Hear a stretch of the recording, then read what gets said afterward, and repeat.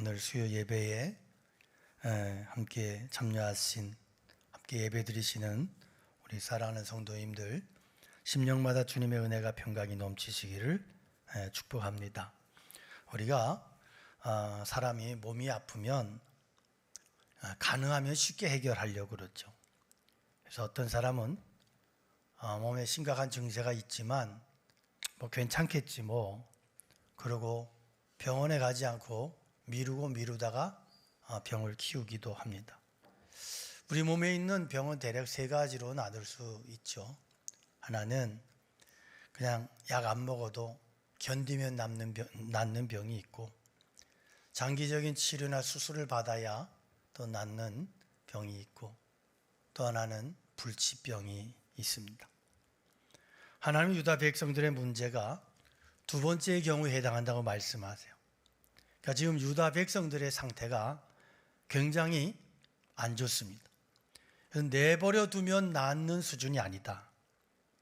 그렇지만 아주 고칠 수 없는 불치의 병도 아니라는 거예요.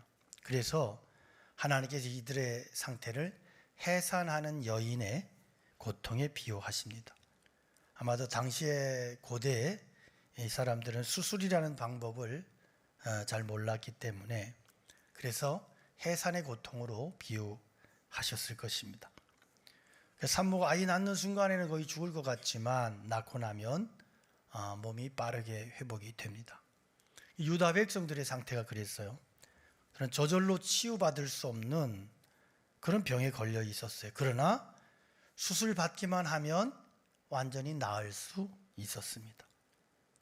그들의 병이 뭐냐? 병명이 뭐냐? 하나님의 백성의 모습을 상실해 버렸다는 거예요. 그러면 어떤 수술을 받아야 되느냐? 그것은 가나안 땅에서 쫓겨나서 바벨론의 포로로 잡혀가는 수술입니다. 그래서 미가 선지자는 유다 백성들에게 너희들이 이 수술을 잘 견뎌야 된다, 그렇게 권면해요. 그래서 이 수술만 잘 견뎌내면 다시 정상적인 하나님의 백성으로 회복될 수 있다고 그렇게 말씀합니다. 어떤 집단이든지 힘을 발휘하려면 두 가지가 있어야 돼요. 하나는 강력한 리더십이고 또 하나는 좋은 아이디어를 제공하는 참모진입니다. 그래서 아무리 약한 집단도 참모진이 좋으면 어려움을 잘 이겨내요. 그러나 그렇지 못할 때는 어려움을 극복할 방법이 없습니다. 미가 선지자는 유다 백성들이 앞으로 겪게 될 어려움이 뭐냐? 그것은 이런 리더십과 모사들이, 지도자들이, 참모진들이 사라져버리는 거다, 이렇게 말씀을 해요. 그 구절이 그거죠. 이제 내가 어째서 부르짖느냐? 너희 중에 왕이 없어졌고 내 모사가 죽었으므로 내가 해산하는 여인처럼 고통함이냐. 유다 백성들은 왕도 없고 모사들도 없는 재기불능 상태에서 방향 감각을 잃어버린 채로 상당 기간 이렇게 표류할 것입니다. 유다가 이렇게 된 이유가 뭐예요? 이렇게 되는 이유는 유다를 부패하게 만든 그 장본인들이 바로 지도자 집단이었기 때문에. 유다의 문제는 백성들에게 있는 게 아니었어요. 일반 백성들은 비교적 순수한 여호와 신앙을 지키고 있었습니다. 다시 말해서 누군가가 불을 지펴주기만 하면, 그 말씀으로 바른 방향을 가르쳐 주기만 하면 언제든지 활활 타오를 수 있는 그런 신앙의 순수함과 잠재력을 가지고 있었어요. 그런데 지도자들은 하나님의 말씀을 내팽개쳐 버립니다. 그리고 그들이 세상적인 것들을 끌어들여요. 하나님의 신앙을 버려요. 그 세상적인 것들로 그것을 대체했어요. 그래서 하나님은 지금 이들의 이런 상태가 대수술이 필요하다. 어떤 수술이? 위의 부분이 썩었잖아요. 이 썩은 부분을 도려내는 이 수술이 필요하다고 말씀하십니다. 공동체의 병도 대략 세 가지로 분류할 수 있다고 생각이 돼요. 첫째는 지도자는 깨어 있는데 백성들이 침체돼서 불순종하는 그런 상태예요. 근데 이런 병은 지도자가 막 기도하고 견디면서 참아내면 고칠 수 있어요. 이게 출애굽 때 모세가 경험한 병이 그거잖아요.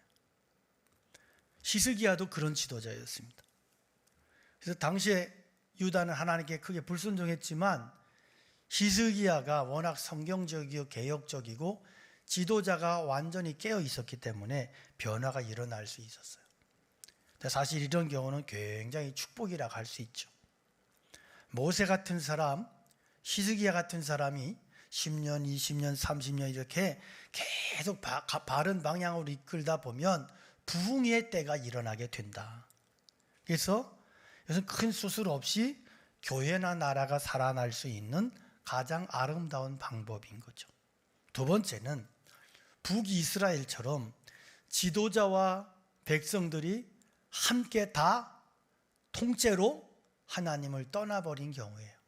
자, 이런 경우는요, 그러니까 북이스라엘 왕이 족보, 왕 계보를 보면 말씀에 헌신한 사람이 한 사람도 없습니다. 문제는 일반 백성들도 똑같이 타락해서 공동체 전체가 타락한 지도자들을 좋아하고, 그래서 북이스라엘이 조금 이렇게 흥왕하고 하니까 하나님을 떠나도 얼마나 잘 되냐 이거야. 그런 상태. 이런 경우는 치료가 거의 불가능해요. 그래서 하나님이 뭐 엘리사 같은 충격요법을 써도 그들은 살아나질 못합니다. 결국 이스라엘은 이방 나라처럼 멸망해서 사라지고 말았습니다. 셋째는 남쪽 유다처럼 지도자들은 타락하고 망가졌는데 일반 백성들은 나름 순수하고 바른 신앙을 유지하고 있는 경우예요. 이런 경우는 백성들이 굉장한 고통을 받습니다. 지도자가 성경적이지 않을 때 이렇게 성경적이지 않은 것을 자꾸 강단에서 이야기할 때 설교 들을 때마다 진실하고 복음적인 신앙을 가진 사람들은 굉장히 고통스럽습니다. 그래서 이런 때는 수술이 필요하단 말이에요. 어떤 수술이? 지도자를 제거하고 백성들만 남기는 수술입니다. 이게 바벨론 70년 포로 생활의 메시지예요. 자, 교인들은 바른 신앙이 뭔지 알고 있는데 지도자는 그렇지 못할 때 떠돌이 생활을 하기 쉽습니다. 그래서 오늘 우리 사회 속에는 떠돌이 신자들이 많아요. 물론 그들이 뭐 다 바른 지도자를 만나지 못해서 방황하는 건 아니에요.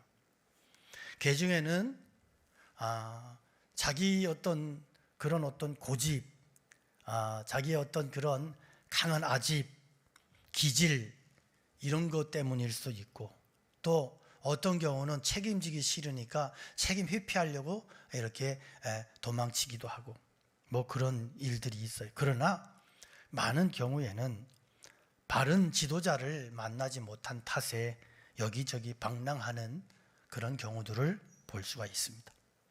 지금 바른 신앙 붙들고자 애쓰고 있는 유다 백성들이 해야 될 일이 뭐냐? 하나님께서 곧 시행하실 대수술을 잘 견뎌내는 겁니다. 지금 유다 백성들은 예루살렘의 미련을 가지고 있어요.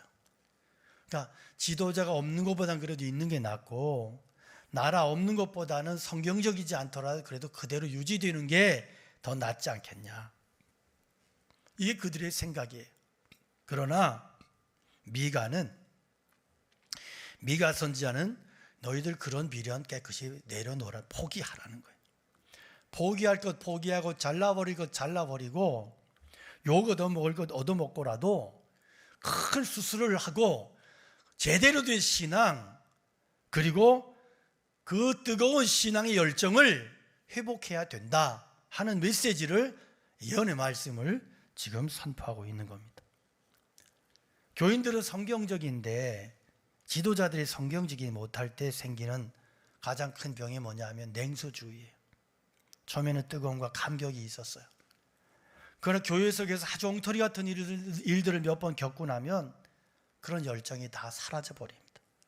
그리고 신앙생활에 굉장히 비관적이 돼요. 이건 믿지 않는 것보다 더 무서운 병일 수 있어요. 그래서 여러분, 성도들이 말씀을 들을 때는 말씀에 대한 열정이 불이 일어나야 돼. 내 안에서 하나님께서 나에게 지금 어떤 말씀을 하실까? 그 말씀에 대해서 내 안에서 뜨거움이, 집중이 일어나야 된다고요. 그런데 냉소주의에 빠져버리면 이런 게 다 사라져 버립니다. 그리고 계속 비관적인 마음만 남아요. 그렇지 뭐, 오늘도 그 얘기 할 줄 알았다. 에이 뭔 선한 게 나오겠냐. 아이고 그냥 어쩔 수 없이 견디는 것이지. 네 말씀이 좋아서 내가 여기 앉아 있는 줄 알아? 이러고 있는 거예요. 그런데 이런 병을 치료받으려면 수술을 받아야 된다. 예루살렘은 파괴되고 나는 쇠사슬에 묶여서 바벨론으로 끌려가는 이 믿음의 혹독한 대가를 치러야 돼요. 그래서 어떤 사람에게는 이것이 기득권을 포기하는 것일 수 있고, 어떤 사람에게는 안정된 생활을 포기하는 것일 수 있고, 어떤 사람에게는 큰 재산상의 그런 손해를 감수하는 것일 수도 있어요. 열정이 사라지는 것보다는, 영적으로 죽는 것보다는 이런 것들을 포기하는 쪽이 훨씬 더 이득이라는 거예요. 때로는 중직자들 중에도 아주 냉랭한 분들이 있습니다. 물론 그분들이 처음부터 냉랭했던 게 아니에요. 처음에는 주님을 정말 사랑했어요. 손해보고 욕먹어가면서도 그렇게 열심히 헌신하고 뜨겁게 믿음을 지켜내고 했어요. 그런데 시간이 지나면서 자기도 모르는 사이에 인간적인 요소들이 치고 들어오고, 그래서 인본주의에 익숙해지면서 뜨거움과 간절함을 잃어버리고 냉소주의에 빠져버린 거예요. 그래서 이런 상태에서 회복되려면 대가를 치러야 돼. 하나님의 은혜를 회복하기 위해서 대가를 지불하는 이것이 얼마나 귀한 일인지 몰라요. 물론 그것은 굉장히 고통스러운 일이에요. 그런데 이렇게 대가를 지불한 신앙과 그렇지 않은 신앙에는 아주 큰 차이가 있어요. 대가를 지불한 신앙에는 간절함이 있어요. 포기할 수 없는 사모함과 열정이 있어요. 대가를 치르고 신앙을 얻은 사람은요, 좀 손해보는 것, 신앙 때문에 뭔가 잃어버리는 거 별로 개의치 않아요. 대수롭지 않게 생각해. 그럴지라도 신앙은 포기할 수 없다는 확신과 열정이 있어요. 얼마나 큰 대가를 지불했는데 포기할 수 있겠어요? 유다 백성들은 지도자의 부패를 애써 모르는 척 넘어가려고 그랬어요. 사실 그런 문제는 그들의 힘으로 고칠 수 있는 것도 아니었습니다. 더 큰 문제는 그것을 핑계로 하나님을 향한 열정마저 다 포기해버린 거예요. 하나님은 이 열정을 되살리기를 원하셨어요. 그래서 예루살렘 성전을 무너뜨리시고 바벨론으로 그들을 끌고 가셔서 70년 동안 노예 생활하게 하셨던 겁니다. 주님은 우리가 신앙 지키기 위해서 집에서 쫓겨나기도 하고 직장 잃어버리기도 하고 출세의 기회를 놓쳐버리기도 하는 것을 아주 기뻐하십니다. 제가 오늘 제 사랑하는 동기 목사님, 선교사님 등에서 선교 편지를 받았어요. 읽는데 눈물이 나더라고요. 몇 명 안 되는 무슬림들을, 그들을 가르치고 제자 훈련해서 세례를 주고 어떤 청년을 그렇게 해서 훈련을 시켰어요. 이 청년이 예수 믿기를 결심했어요. 그리고 신학을 하기로 결심을 했어요. 목숨을 건 결정이죠. 근데 이 청년이 애인이 있었어요. 처음에는 이 청년이, 자매가 자기는 예수 믿어도 상관이 없다고. 근데 좀 있다가 깨졌어.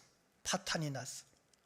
그 여자가 자기네 집에 들어가서 그 얘기하고 다 불어버리고, 이쪽에도 다 불어버리고, 이 청년이 그 가문에서 쫓겨나 버리고, 완전히 쫓겨나 버리고, 오갈 데가 없는 신세가 됐는데, 그래도 그 청년이 신학을 하기로 결심을 하고, 그래서 이 선교사님이 그 청년을 붙들고 이제 그렇게 기도를 요청하는, 그런 내용의 편지를 제가 받았습니다.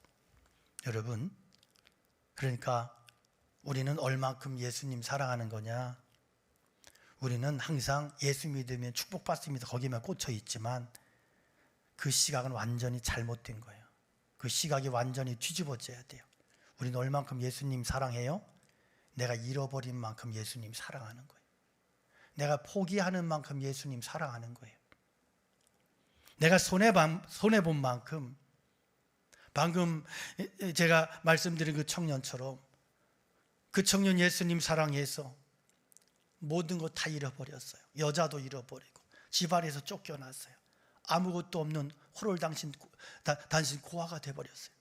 그는 그만큼 예수님 사랑한 거예요. 신앙 낮은 사람은 이런 말씀 전혀 이해를 못해요. 그래서 그런 신자들은 그냥 어린아이처럼 내가 원하는 거 하나님 다 주시고 내가 원하는 것을 다 얻고 이게 좋은 믿음이다 할렐루야 그러고 흥분하고. 그러나 여러분, 이런 수준의 신앙이라면 절대로 그 믿음으로는 하나님을 기쁘시게 할 수 없어요. 하나님은 그런 믿음 가지고 기뻐하시는 게 아니에요. 내가 하나님의 뜻을 따라 순종하고 손해를 보고 죽음을 각오하고 그럴지라도 주님을 끝까지 사랑하겠다는 그 믿음 때문에 하나님은 감동하시는 겁니다. 미가 선지자는 분명히 말해요. 이대로 주저앉아 있으면 절대로 이 병 고칠 수 없다고. 그러나 수술만 하면 100% 회복될 것이라고. 그러니까 이 수술 잘 견뎌내라. 그러면 예루살렘에 다시 한번 부흥의 역사가 찾아올 것이라고. 여러분, 다른 사람의 부패나 타락을 내가 하나님 덜 사랑해도 되는 이유로 삼지 마십시오. 다른 사람들이 제대로 믿지 않는 게 내가 주저앉아도 되는 이유가 될 수 없어요. 지도자 타락한 것이 내가 냉소주의에 빠져도 되는 그런 이유는 될 수 없어요.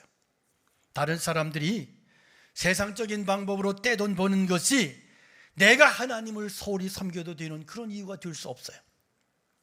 요즘 사람들은 다른 누군가 옆에서 신앙생활 하려고 그래요.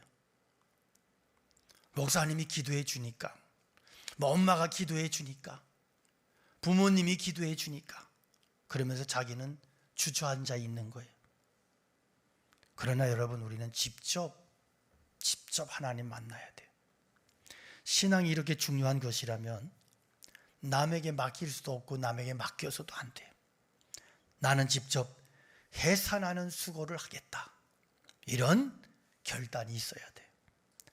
물고기처럼 퍼덕퍼덕 살아 움직이는 신앙을 위해서 예루살렘을 포기하고 자유를 포기하고 70년의 고통을, 그 눈물겨운 고통을 견뎌낼 그 수술받을 각오를 단단히 해야 되는 겁니다. 이게 미가가 유다 백성들에게 던진 하나님의 메시지예요. 미가는 예루살렘의 멸망이 하나님을 모르는 이방인들에게 얼마나 충격이 될지 충분히 내다보고 있었어요. 사실 이방인들은 예루살렘에 늘 질투의 시선을 보내고 있었어요. 예루살렘이 폐허가 되기를 바라고 있었어요. 이제 많은 이방 사람들이 모여서 너를 치며 이르기를 시온이 더럽게 되며 그것을 우리 눈으로 바라보기를 원하노라 하거니와. 자, 믿지 않는 사람들은 하나님의 백성들에게 늘 이상한 시기의 마음을 가지고 있어요. 질투의 마음을 가지고 있어요. 왜냐하면 하나님의 백성들은 자기들이 볼 때 뭔가 꼴불견이야. 뭐 잘난 체하는 것 같고, 자기들은 술 먹으러 나가는데 딱 성경 제끼고 잘 차려입고 경건한 모습 해갖고 교회를 가고, 그러니까 의문의 일패인 거야. 아니, 저 인간들은 나는 막 이렇게 사는데 저 인간들은 막 사는 것 같지도 않고 저것들은 왠지 꼴불견이야. 아주 재수없어. 그래서 저것들은 좀 망했으면 좋겠어. 아주 괜히 미움이 생겨. 유다 백성들은 이방인들이 볼 때 근본적으로 구별됨이 있었어요. 그들은 그렇잖아. 레위기법을 봐도 얼마나 정결하고. 그래 전염병이 이 이스라엘을 유다를 치질 못하는 거야. 근데 자기들은 개 돼지와 다를 바가 없어. 더럽고 지저분하고 막 성적으로 윤리적으로 도덕적으로 막 종교적으로 막 한마디로 개판이야. 그러니까 이방인들이 바라볼 때 저것들은 꼴불견인 거야. 그런데 함부로 할 수 없는 뭔가 있어. 그런데 이들이 타락하고 정결함이 사라지고 더러운 자존심만 남게 됐을 때 그들의 어떤 그 시기심이 질투심으로 경멸로 그렇게 미움으로 그렇게 바뀌고 말더라 하는 겁니다. 이제 많은 이방인들이 이방 사람들이 모여서 너를 치며 이르기를 시온이 더럽게 되며 그것을 우리 눈으로 바라보기를 원하노라 하거니와, 이 말씀은 이제는 더 이상 예루살렘을 존경의 눈으로 쳐다보지 않고 경멸의 멸시의 눈으로 그렇게 본다는 뜻입니다. 그런데요, 이방인들이 알지 못하는 게 있어요. 그게 뭐냐? 그들이 알지 못했던 게 뭐냐? 그들은 예루살렘만 무너지면 하나님의 백성들도 깨끗이 멸망하고 끝날 것이라고 생각했어요. 그러나 사실상 이스라엘의 역사는 그때부터 다시 정결케 되고 깨끗게 되고 다시금 새롭게 일어난다 하는 사실을 그들이 몰랐어요. 그래서 12절에 그들이 여호와의 뜻을 알지 못하며 그의 계획을 깨닫지 못한 것이라 여호와께서 곡식단을 다장마당의 모음같이 그들을 모으셨나니. 하나님의 백성들에게 시련은 치료이지 멸망이 아니다 하는 겁니다. 참으로 마음의 말씀 가지고 있는 사람들은 시련을 받으면 받을수록 하나님께로 더 가까이 갑니다. 예루살렘의 멸망은 도살이 아니라 수술이었어요. 하나님께서 예루살렘을 멸망시킨 것은 그들의 냉소주의를 치료하기 위함이었고 마음과 뜻과 정성을 다해서 하나님 앞으로 모이게 하기 위함이었습니다. 유다 백성들이 몇 차례 걸쳐서 바벨론으로 포로로 잡혀갔을 때 그들은 이미 멸망한 것처럼 보였습니다. 그러나 사실상 이것은 하나님의 작업이었어요.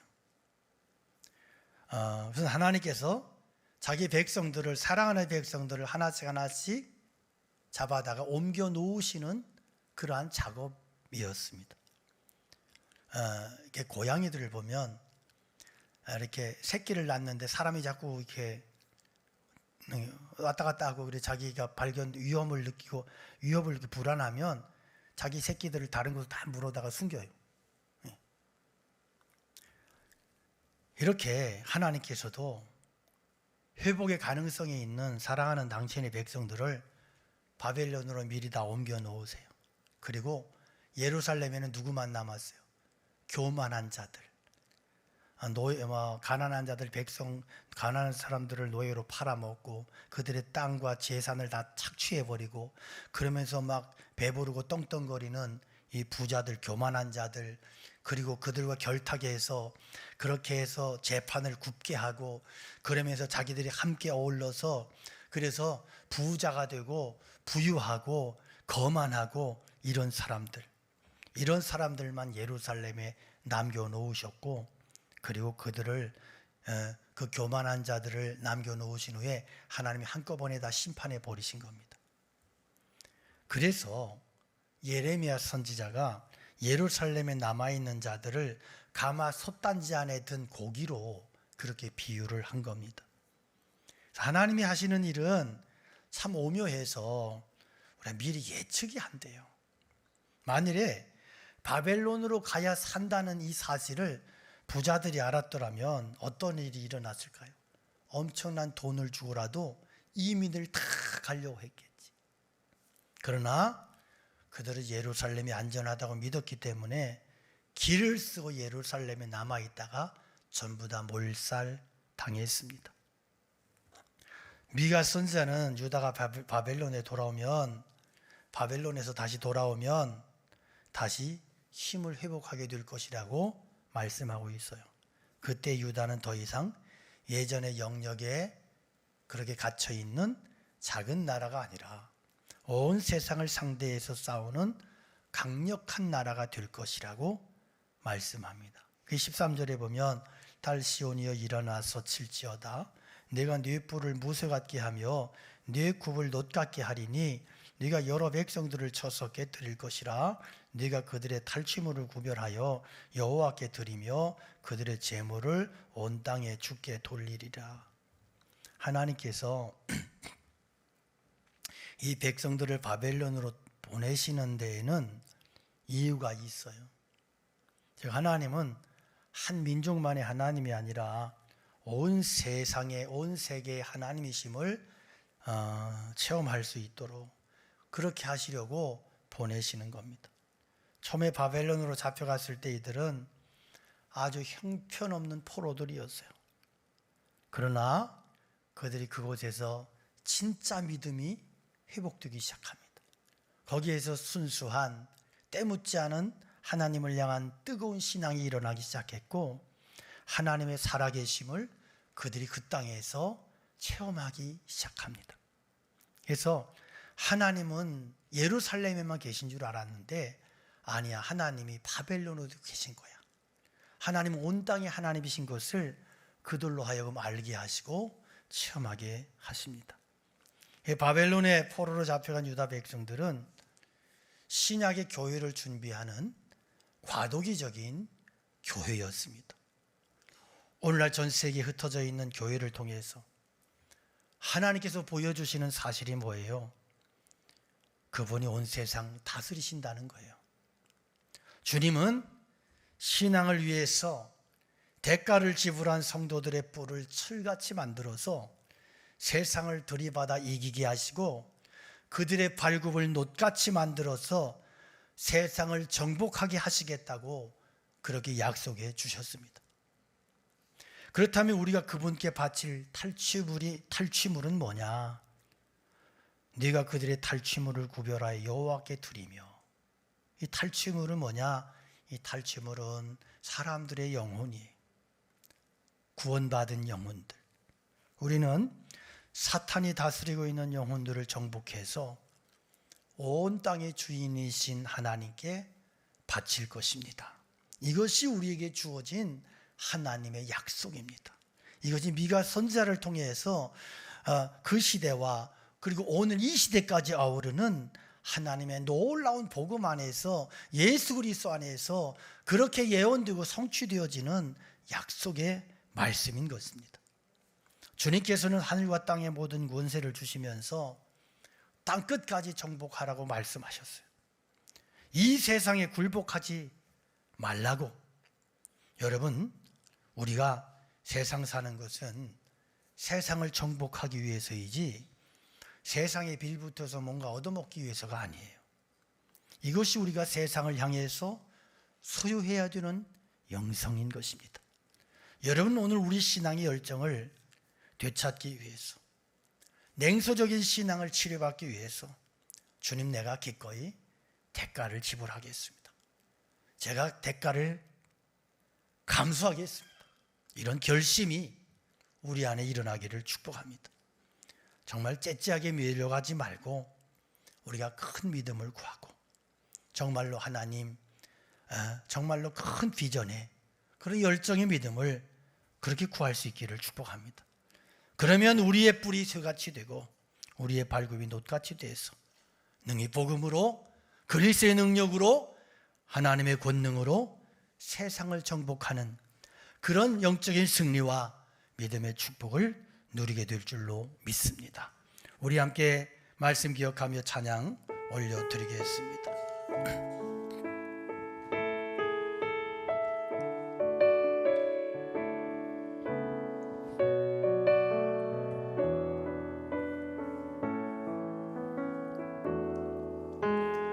주님, 제 마음이 너무 둔해서 주님을 볼 수 없습니다. 이 땅에서 가요, 이 땅만 보다가 주님 손을 놓쳤습니다. 다시 한번 고백합니다. 주님, 제 마음이 너무 둔해서 주님을 볼 수 없습니다. 이 땅에서 가요 주님, 땅만 보다가 주님 손을 놓쳤습니다. 나는 나그네로 왔는데 왜 주저앉게 되었나. 나는 정직인데 언제부터 내 삶의 주인이 되어버렸나. 믿음이 없이는 주님을 기쁘시게 못하나니. 오 주님, 죽어도 다 헛될 뿐이라. 주님이 없어서 무너진 삶의 모든 자리에 다시 주님을 기다립니다. 믿음이 없이는 주님을 기쁘시게 못하나. 오 주님, 반드시 만나리. 믿음이 없어서 무너진 삶의 모든 자리에 다시 주님을, 우리 다시 손을 들고 고백합니다. 믿음이 없이는 기쁘시게 못한 고들 수고도 다 헛될 뿐임을 고백합니다. 주님, 다 헛될 뿐이라. 믿음이 없어서 무너진 제 삶의 모든 자리에 주님으로 채워지는 은혜를 부어주시옵소서. 주님, 믿음이 없이는 기쁘시게 못한 주님을 찾는 자를 반드시 만날 것입니다. 반드시 만나리. 믿음이 없어서 무너진 삶의 모든 자리에 다시 주님을 기다립니다. 우리 이 시간 함께 말씀을 기억하며 기도할 텐데, 주님,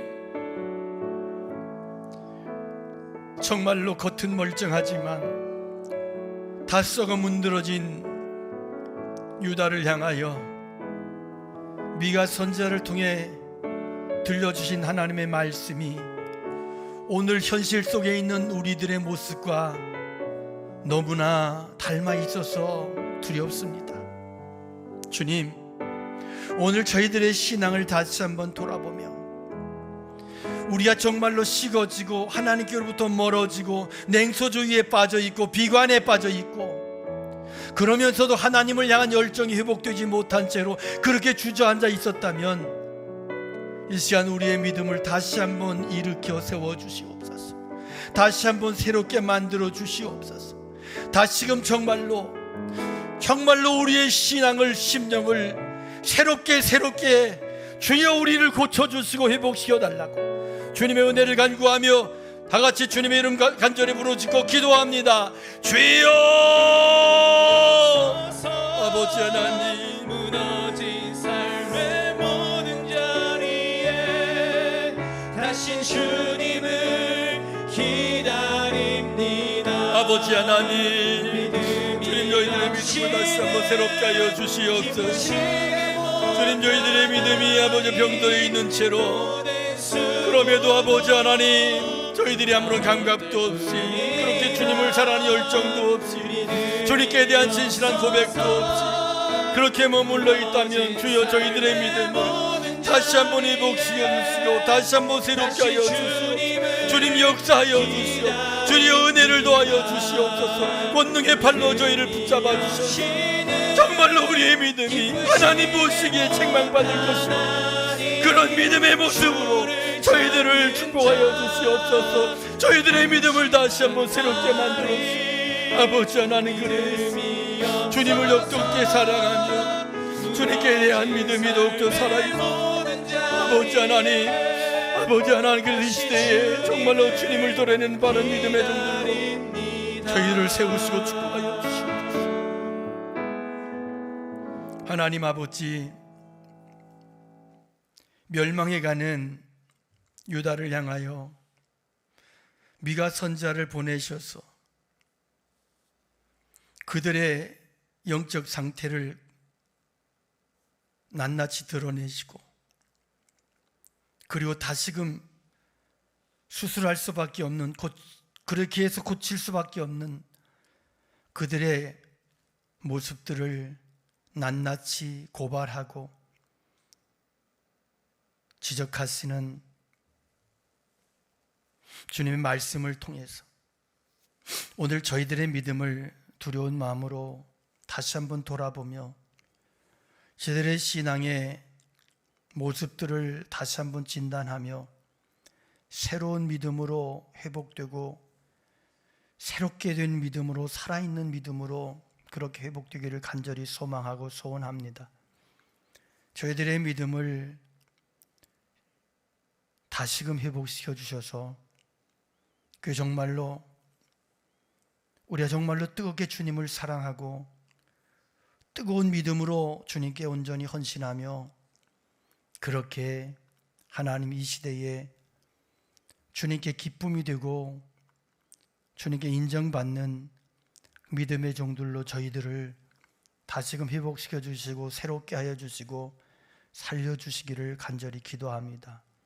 그래서 정말로 이 시대에 열정을 잃어버리고 하나님을 향한 뜨거운 사랑과 순수한 믿음을 잃어버린 이 시대에 저희들이 정말로 깨어있는 믿음으로 다시 한번 일어서서 주님을 기쁘시게 하며 주님께서 기뻐하시는 그러한 정말로 믿음의 공동체로 그렇게 우리 모두가 함께 거듭나고 우리의 믿음이 다시금 새로워지는 역사가 있게 하여 주시옵소서.